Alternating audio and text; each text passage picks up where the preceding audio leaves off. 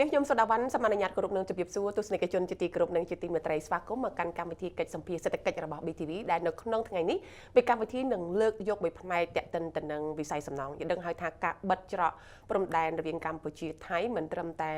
តាក់ទិនទៅនឹងទំនិញរបស់របរប្រើប្រាស់ប៉ុណ្ណោះទេ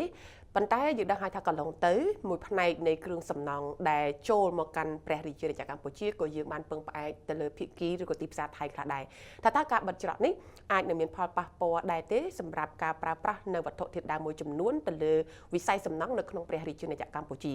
ប៉ុន្តែក៏មានដំណោះស្រាយបែបណា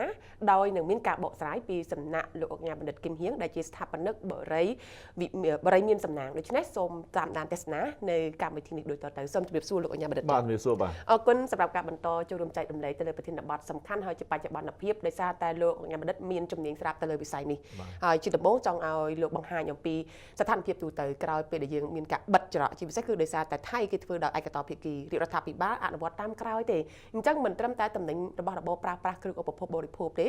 ឈានដល់បងប្អូនប្រជាពលរដ្ឋយើងពហិការតែយើងសូមមិននិយាយរឿងពហិការរបស់របរផ្សេងយើងនិយាយពីសំណង់តើកន្លងទៅកម្ពុជានាំចូលគ្រឿងសំណង់អ្វីខ្លះចូលមកវិនិយោគវិស័យសំណង់នៅកម្ពុជា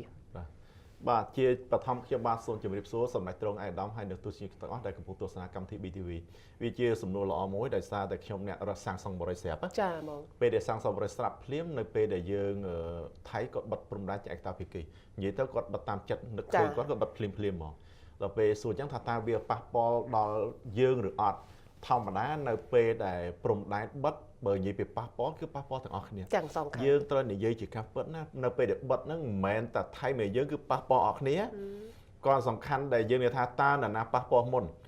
ថៃគឺជាប្រទេសមួយដែលលក់របស់យើងជាអ្នកទិញចាខ្ញុំសូមបញ្ជាក់ណានៅក្នុងរយៈពេលដូចជាឆ្នាំទៅហ្នឹងទំហំសេដ្ឋកិច្ចការដោះដូរទំនិញរវាងកម្ពុជានិងថៃជាលក្ខរួមគឺមានទំហំប្រហែលជា 4,300 លានដែលក្នុង 4,300 លានហ្នឹងគឺ 80% ថៃលក់ឲ្យយើង 20% យើងលក់ឲ្យថៃបើយើងមែនទេនៅក្នុងមួយឆ្នាំលក់ឲ្យថៃបានទៅជាង 800 លានទេថៃលក់ឲ្យយើងជាង 3,000 លានណាអញ្ចឹងក្នុងចំណោម 4,000 លានជាងហ្នឹងថៃលក់ 80% ទិញពីយើង 20% ទេអញ្ចឹងយើងមើលជាលុយថាណាគេអ្នកខាតយើងទិញគេ 80 គេទិញយើងតែ 20 អញ្ចឹងបើគិតពីទំហំលុយគឺថៃអ្នកខាតប៉ុន្តែយើងត្រូវមើលមកចំណុចផ្សេងពីហ្នឹងទៀតទំហំលុយថៃខាតដោយសារតែថៃគាត់លក់ឲ្យយើងជាង 3,000 លានគាត់ទិញពីយើងតែ 8,000 លានប៉ុន្តែយើងត្រូវទទួលស្គាល់រឿងមួយគឺទំហំសេដ្ឋកិច្ចកម្ពុជាយើងទូជាងថៃប្រហែលជា 2-10 ដងណាទំហំសេដ្ឋកិច្ចកម្ពុជាយើងតែ 40,000 លានជាងនេះថៃចូល 500 លានអញ្ចឹងនៅពេលដែលបិទព្រំដែនមានថាអត់មានពាណិជ្ជកម្មអត់មានពាណិជ្ជកម្មគឺយើងមានថាពាណិជ្ជកម្ម 4,000 លានជាងវាស្មើនឹង 10% នៃសេដ្ឋកិច្ចកម្ពុជាមានន័យថាការរកស៊ីកម្ពុជាយើង 10% ជាមួយថៃប៉ុន្តែទំហំសេដ្ឋកិច្ចថៃវាចូល 500 លានអញ្ចឹងថៃបាត់តែ 4,000 លានជាងគឺថៃបាត់តែ 1% ទេថៃវានិយាយពីភាគរយនៃទំហំសេដ្ឋកិច្ចចាទំហំសេដ្ឋកិច្ចរបស់ថៃចូល 500 លានយើងតែ 40 ជាងថៃអត់រកស៊ីមួយខ្មែរគឺមានតែថៃបាត់តែ 1% ខ្មែរអត់រកស៊ីមួយថៃខ្មែរបាត់ 10% ប៉ុន្តែបើយើងគិតពីលុយយើងនិយាយថាយើងជាអ្នកទិញគេអ្នកលក់វាត្រូវឲ្យគេខាតប៉ុន្តែសម្រាប់គេខាតតែ 1% នៃទំហំសេដ្ឋកិច្ចគេមានន័យថាបើគេមាន 100 គេបាត់តែ1រៀលទេដល់ពេលយើងមាន10អាមេរិកយើងវាសល់ 10% អញ្ចឹងប៉ះពាល់ទាំងអស់គ្នាហើយការប៉ះពាល់នេះគឺសួរថាយើងចុះមានអីកើតឡើងអត់ធម្មតាយើងជាប្រទេសអ្នកទិញហើយរបស់ដែលថៃលក់ម៉ាឡេក៏មានចិនក៏មានវៀតណាមក៏មានតែគាត់ថាណែមលក់ឲ្យខ្ញុំណែមករកស៊ីvớiខ្ញុំមានតែលោមស្អីយើងមានតែបាន free ណាយកលុយទៅទិញណាទិញរបស់គេផ្សេងណាសរុបជារួមទៅវាប៉ះពាល់គឺវាប៉ះពាល់ហើយអ្នកដែលយើងមិនប៉ះពាល់ប្រទេសគឺវាប៉ះពាល់ប៉ុន្តែវាមិនប៉ះពាល់វាស្អីធ្ងន់ធ្ងរទេយើងយកលុយទៅទិញគេណែមិនលក់ខ្ញុំទៅទិញរបស់ផ្សេងទៅមានស្អីចាប៉ុន្តែបើសិនជាយើងគិតអំពីការនាំចូលកន្លងទៅនៅក្នុងវិស័យសំណង់តែកម្ពុជាត្រូវពឹងផ្អែកនាំចូលផលិតផលសំខាន់អ្វីខ្លះគម្រោងបុរីវិមានសំណាងជាបណ្ដុំវិឡាទូលដ៏ប្រណិតដែលស្ថិតតាមបណ្ដោយមហាវិថីឈ្នះគម្រោងនេះបង្កើតឡើងសម្រាប់គ្រួសារអភិជនដែលមិនមែនត្រឹមតែជាកន្លែងស្នាក់នៅតែជាកន្លែងដែលផ្ដល់ជូនគ្រួសាររបស់លោកអ្នកនៅលក្ខណៈឯកជនភាពជាមួយនឹងសហគមន៍បែបធម្មជាតិ ជាតិរួមមានព្រែកធម្មជាតិនៅខាងមុខផ្ទះដើមឈើតូចធំសួនច្បារផ្កាចម្រុះពណ៌ជាច្រើនដែលផ្ដល់ជូននូវផាសុកភាពសម្រាប់ការរស់នៅចំណែកឯការរចនាម៉ូដផ្នែកខាងក្នុងនិងខាងក្រៅបានរចនាយ៉ាងពិសេសតាមបែប Classic ឆ្លុះបញ្ចាំងឲ្យឃើញនូវជីវិតនៃការរស់នៅបែបស៊ីវិល័យដ៏សម្បូរបែបដែលនៅជុំវិញហ៊ុំព័ទ្ធទៅដោយផ្សារទំនើបល្បីៗសួនកំសាន្តតូចធំនិងពហុកីឡដ្ឋានជាតិមរតកដៃជោបុរីវិមានសំណាងជាលំនៅឋានបែបអភិជនធម្មតានៅពេលដែលយើងសាងសង់ផ្ទះហ្មងអ្វីដែលថៃលក់ចិនមានទាំងអស់វៀតណាមមានទាំងអស់ម៉ាឡេឥណ្ឌូនេស៊ីអ៊ីតាលីមានទាំងអស់គ្នាប៉ុន្តែដោយសារទម្លាប់កម្ពុជាយើងប្រជាជនយើងអ្នកសាងសង់បុរីយើងតាំងពីដើមមកគឺចូលចិត្តប្រើរបស់ថៃចា៎ដោយសារតែឯងនិយាយថាភាសាប្រពៃណីទីនេះបំណត់របៀបរបបចំណង់ចំណូលចិត្តវាស្រដៀងគ្នាដល់ពេលអញ្ចឹងយើងទម្លាប់ប្រើរបស់ថៃចា៎អញ្ចឹងផ្ទះនីមួយដែលយើងមើលទៅរបស់សម្ភារៈដែលយើងប្រើពីថៃគឺយើងមានសម្ភារៈដេក័រគ្រឿងដេក័រនៅបន្ទប់ទទួលភ្ញៀវបន្ទប់ដេកគ្រឿងបន្ទប់ទឹកគ្រឿងក្នុងបន្ទប់ទឹកយើងប្រើរបស់ថៃច្រើនមែនទេសូថាចុះអាគ្រឿងដេក័រហ្នឹងបើយើងមិនប្រើរបស់ថៃរបស់អ៊ីតាលីល្អជាងនឹងឆ្ងាយណារបស់ចិនថោកជាងនឹងក៏មានដែរប៉ុន្តែទម្លាប់គ្រឿងបន្ទប់ទឹកដូចគ្នាបើគ្រឿងដែលរបស់ដែលរឹងហ្មងដែលធំហ្មងគឺយើងប្រើរបស់ភាគច្រើនប្រើរបស់ចិនរបស់ចិនច្រើនប៉ុន្តែអាគ្រឿងដេក័រនេះមួយគ្រឿងបន្ទប់ទឹកនេះមួយទប់ទិភ្ញៀវមួយគឺអាចនិយាយថាដូចថាយើងទម្លាប់ពីដើមមកប្រើចឹងចំណុចចិត្តប្រើចឹងយើងប្រើទៅចុះបើយើងមិនទិញពីថៃម៉ាឡេមានច្រើនណាវៀតណាមមានច្រើនចិនមានច្រើនណាហើយរបស់ខ្លះវាថោកជារបស់ថៃទៀតប៉ុន្តែដោយសារយើងវាទម្លាប់ប្រើចឹងហើយចុះបើយើងមិនប្រើយើងដូរទម្លាប់ទៅមានអីអ្វីដែលជាបញ្ហាប្រឈមយើងគឺយើងផ្លាស់ប្ដូរទម្លាប់ដែលយើងប្រើរបស់ថៃពីដើមមកហ្នឹងយើងដូរមកប្រើចិនប្រើម៉ាឡេប្រើវៀតណាមប្រើរបស់អ៊ីតាលីវាមានស្អីវាគាត់ផ្លាស់ប្ដូរទម្លាប់តែមកដល់បច្ចុប្បន្ននេះថាតើមានការផ្លាស់ប្ដូរជាពិសេសបើខាងសំណង់ដូចជាបរិយមានសំណាងរបស់លោកផ្ទាល់តែម្ដងឥឡូវមានការផ្លាស់ប្ដូរបរិបទនិងការប្រើប្រាស់គ្រឿងសំណង់ពីប្រភពផ្សេងដែរទេសម្រាប់បរិយមានសំណាងខ្ញុំបើយើងនិយាយពីការទិញរបស់វិញយើងទិញរបស់ដែលភាគច្រើនយើងប្រើរបស់ពីចិនចា៎របស់ចិនច្រើនរបស់ថៃក៏យើងប្រើចិនក៏យើងប្រើដែរហើយរបស់អឺរ៉ុបក៏យើងប្រើដែរតាមប្រភេទនីមួយហើយបើនៅពេលដែលថៃបិទភ្លាមយើងទទួលស្គាល់ថាពេលបិទភ្លាមកន្លះខែដំបូងដូចហាលដែរងងាមដែរជាងប្រាប់ថាខុសរបស់ប្រើតែជប់ហើយវាសុបសួរបាត់ចាស់យើងធ្វើមិនតន់ចាបើសិនជាប្រកាសមុនថា3ខែក្រោយបាត់ខ្ញុំមិនតែខ្វល់ទេ3ខែអញ្ចឹងយើងមានពេលយើងធម្មតាយើងទិញរបស់ចិនយើងវាត្រូវការចេះបាយពលាដឹកជួមកមួយខែជាងចាអញ្ចឹងបិទភ្លាមកន្លះខែដំបូងញ៉ាំដែរដូចថាប្រាប់ជើងទ្រាំបន្តិចបើវាបាត់អីធ្វើមិនអញ្ចឹងតែឥឡូវវាដោះស្រាយចប់ហើយហ្នឹងឥឡូវយើងដឹងហើយគឺយើងមិនខ្ញុំអ្នករស់ស៊ីយើងមិនយើងអ្នកស៊ីគឺយើងគិតអំពីអ្វីដែលជាចំណេញអស់គ្នាហ្មងណាអញ្ចឹងយើងប្រាប់ថាទៅទិញចិនណាខ្វះឥឡូវយើងប្រើរបស់ចិនផងអឺរ៉ុបខ្លះវាអត់បញ្ហាទេនិយាយទៅសម្រាប់រយៈពេលយូរអង្វែងវាអត់អីទេវាប៉ះពាល់អាពេលដំបូងអាពេលបិទភ្លាមបងយើងពិបាកអាកន្លះខែដំបូងតែឥឡូវវាចូលរាប់ខែសង្ឃថាចាប់ថ្ងៃទៅនឹងអត់របស់ថៃគឺយើងអត់ខ្វល់យើងខ្វល់របស់ប្រើយកលុយទៅទិញមិនសុំទេណាខ្ញុំប្រាប់វាថាយើងយកលុយទៅទិញយើងទៅទិញអាណាគេលក់ឲ្យយើងស្រួលអ្នកណាដែលលក់ឲ្យយើងស្រួលថ្លៃធ្នូយើងស្រួលត្រឹមទៅយើងស្រួលយើងទិញណាអាណាលក់វាដូចចឹងអីកុំប្រូស៊ីជាមួយលោកញ៉ាំប្រសិនបើពីព្រោះថាយើងជិះអត់ផុតទេព្រោះប្រទេសទាំងពីរនៅតែជាអ្នកជិតខាងគ្នាទោះបីស្ថានភាពពិបាកបែបណាក៏ដោយថាដឹកនាំនៃប្រទេសទាំងពីរជាពិសេសគឺកម្ពុជានៅតែរក្សាចង់បង្កើតគេហៅថាជាអ្នកជិតខាងល្អជាមួយគ្នាយើងអត់ចង់មានសត្រូវជាមួយអ្នកជិតខាងទេចុះបើសិនជាបើកនៅពេលណាមួយតើសម្រាប់លោកអញ្ញាជាអ្នកអូស៊ីនៅក្នុងវិស័យសំណង់ហ្នឹងគិតថាត្រឡប់ទៅទិញវត្ថុធាតុដើមឬក៏គ្រឿងសំណង់មកកសាងបរិយារបស់ខ្លួនឯងបន្តទៀតទេក្នុងនាមជាអ្នករស់ស៊ីខ្ញុំនិយាយពីពេលរស់ស៊ីយើងគិតពីផលប្រយោជន៍ណាចានៅពេលដែលខ្ញុំមើលឃើញហ្នឹងមិនយូរមិនឆាប់រូបព្រំដៃវាតតែបើកប៉ុន្តែនៅថ្ងៃណាខែយើងអត់ដឹងទេចុះពេលដែលបើកយើងនៅប្រើអត់ខ្ញុំសូមអាចបើសម្រាប់ខ្ញុំគ្រួសារខ្ញុំក្រុមងារហ្មងរបស់ហូបមួយគឺខ្ញុំអត់ទិញហ្មងមកដល់ពេលនេះសុំមិនទិញឥឡូវហើយថ្ងៃក្រោយខ្ញុំមិនទិញគឺខ្ញុំមិនទុកចិត្តនិយាយទៅគ្រឿងឧបករណ៍បកគ្រឿងរបស់ហូបចុកអីយកមកពីខាងផ្ទះលេពីខ្ញុំអត់ហ៊ានហូបទេខ្ញុំអត់ហ៊ានផឹកទេខ្ញុំខ្លាចឥឡូវហ្នឹងគឺឥឡូវគាត់ហ៊ានហ្មងថ្ងៃក្រោយគាត់ហ៊ានដែរចាហើយរបស់ប្រើប្រាស់មួយចំនួនយើងមើលដែររបស់ហ្នឹងជួនកាលទៅយើងបើសិនជាយើងប្រើរបស់ក្រៅពីរបស់ផ្ទះលេពីយើងប្រើរបស់ចិនរបស់ម៉ាឡេរបស់ឥណ្ឌូនេស៊ីរបស់វៀតណាមឬរបស់អឺរ៉ុបបានយើងប្រើរបស់គេចុះរបស់ខ្មែររបស់យើងលេខ1និយាយមកយ៉ាងខ្លីគឺនៅពេលដែលយើងទិញរបស់គឺ អានេះជាបទជាបទជាខ្ញុំបញ្ចេញមកនៅពេលតែទិញរបស់ដែលយើងប្រើប្រាស់ទាំងអស់គឺឲ្យតែមេខាំឌីត្រតិចនិយាយទៅគឺយើងប្រើរបស់ផលិតក្នុងស្រុកលេខ1 ជាអតិភិប គឺលេខ1 ចា បើយើងគិតពីលេខ1លេខ10គឺយើងយកខ្មែរលេខ1ហើយចុងក្រោយផ្ទះលេខ2ចុះ ចា អាលេខ2ដល់លេខ9គឺយើងមើលឡើងចេះស្ដារតម្រូវការមានចិនមានម៉ាឡេមានឥណ្ឌូនេស៊ីមានវៀតណាមមានអឺរ៉ុបអីយើងមើលចេះស្ដារណា ចា ប៉ុន្តែបើថាលេខ1ខ្មែរលេខ10ផ្ទះលេខ2ទៅយើងមិនអាចបដិសេធថាមិនប្រើដាច់ខាតទេជួនកាលយើងមិនប្រើរបស់គាត់ប៉ុន្តែបើយើងទិញទៅថាជួនកាលបន្ទាន់ ចា បើទិញរបស់គាត់3ថ្ងៃយ៉ាងយូរដល់ហើយបើទិញរបស់ចិនវាអាច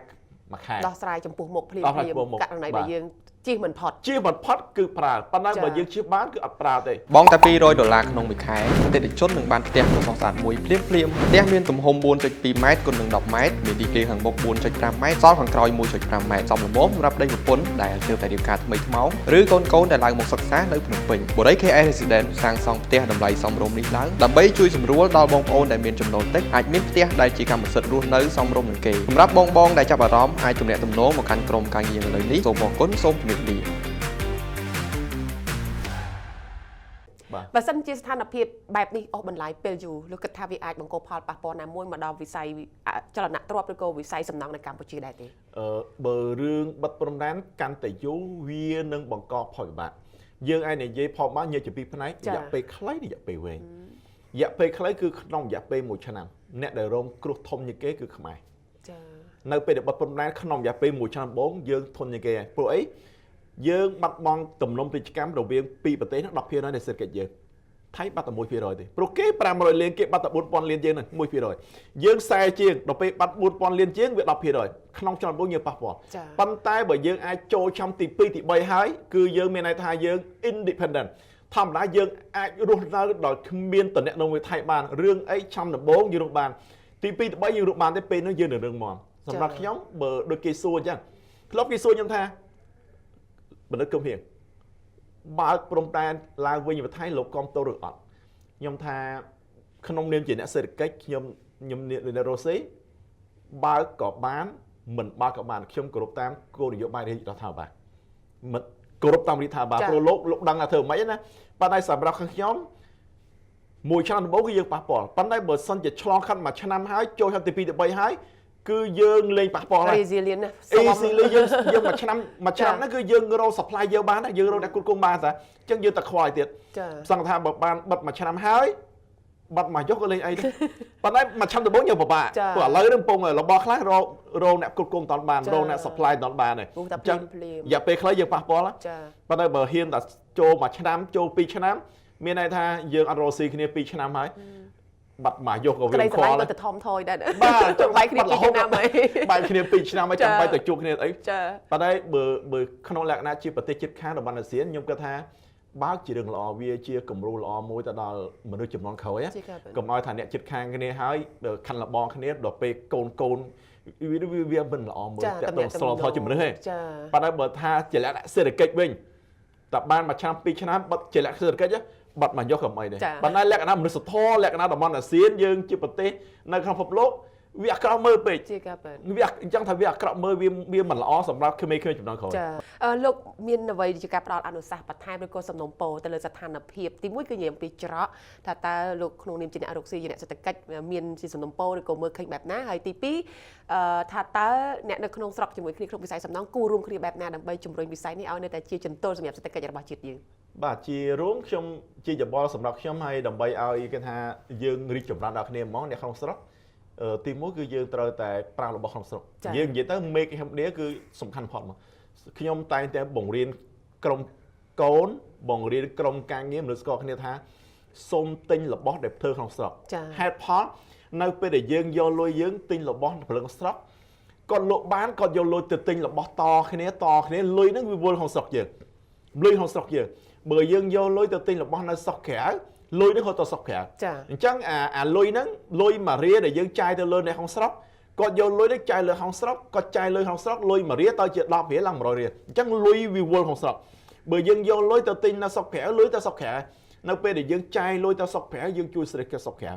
នៅពេលដែលយើងចាយលុយក្នុងស្រុកគឺវាជួយក្នុងស្រុកអញ្ចឹងដើម្បីធ្វើចលនាដើរនឹងវាមិនមែនត្រឹមត្រូវការតែមនុស្ស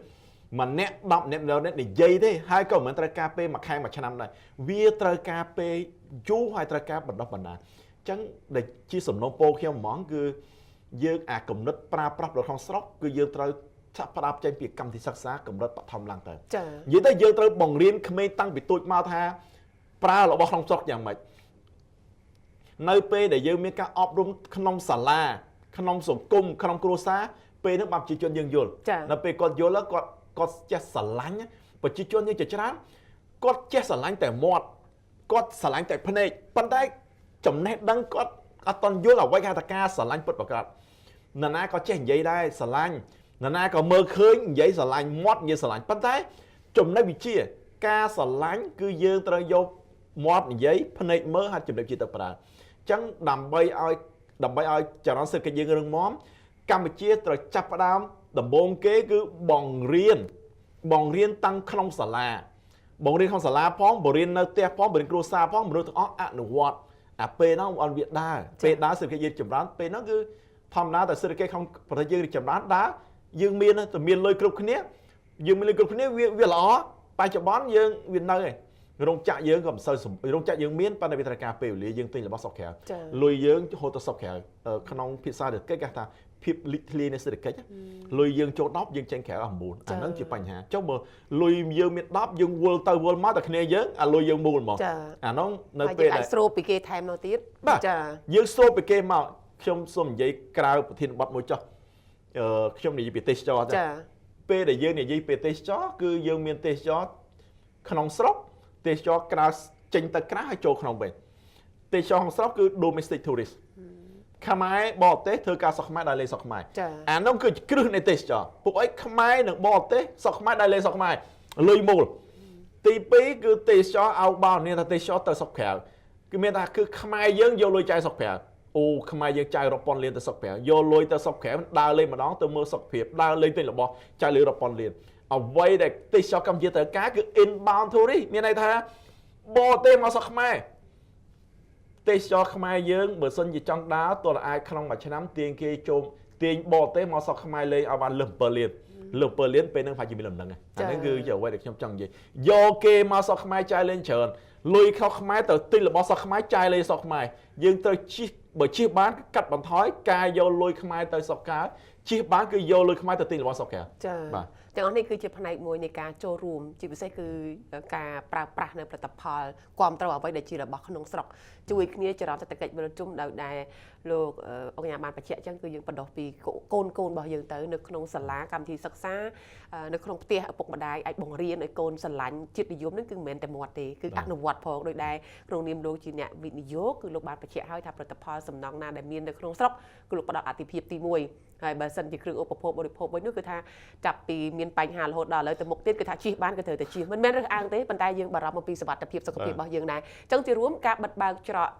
สำหรับลูกออกงี้คือกรุบตามเอาไว้ได้ชี้ยุทธศาสตร์ระบาดรัฐาพิบาลหากบัดตุใบชี้ยังอัดมีนระบาดไทยยังอาจโดนตีบซาชรานะในการอาจกดกงบานได้จังวิสัยสำนักเนยแต่เรื่องม้วนสำหรับกัมพูชีเอาก้นสำหรับการตามดันเทศนาในการสมพีเศรษฐกิจในปีนี้เมียงขยมสดาบ้านหนึ่งลูกออกงี้บัดเด็ดกินหิ้งสำหรับเอาก้นสมกรุบดี